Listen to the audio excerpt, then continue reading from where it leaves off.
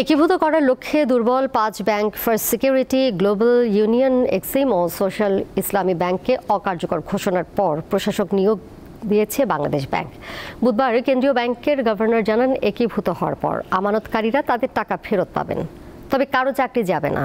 তিনি জানান, এই 5 ব্যাংকের বিনিয়োগকারীদের মধ্যে এসালুম ও নাসা গ্রুপ সহ যারা অপকর্ম করেছে তাদের শেয়ার শূন্য ঘোষণা করা হয়েছে।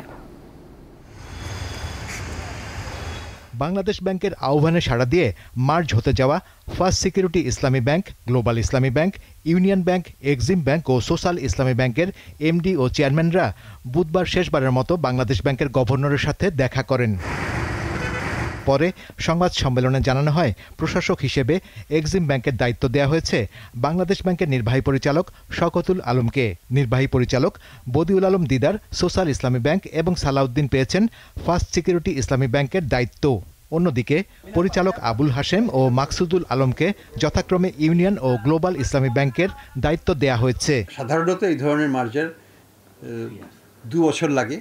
এখানে আরও কমপ্লিকেটেড, বিকজ 5টা ব্যাংককে আমরা মার্জ করছি, 2টা ব্যাংক না। এটা জনগণের এবং দেশের স্বার্থে করছি, আমাদের আর্থিক খাতের স্বার্থে করছি এবং এটা সরকারের স্বার্থেই করছি। যে সরকারই থাকুক না কেন তার স্বার্থেই, তারও কিন্তু এটা স্বার্থ এখানে জড়িত পজিটিভলি। বাংলাদেশ ব্যাংকের হিসাব অনুযায়ী এই 5 ইসলামী ব্যাংকের মোট আমানতের পরিমাণ প্রায় 1,52,000 কোটি টাকা। বিপরীতে ঋণের পরিমাণ 2 লাখ কোটি টাকারও বেশি।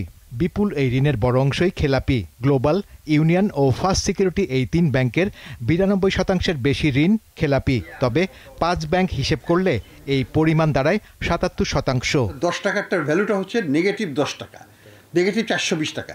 তো 420 টাকা বা 350 টাকা নেগেটিভকে আমরা তো ওই নেগেটিভ আদায় করতে যাচ্ছি না, ইটস এ লিমিটেড লায়াবিলিটি।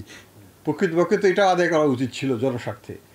তো আমি মনে করি যে এটাকে জিরো করে দেওয়া হচ্ছে।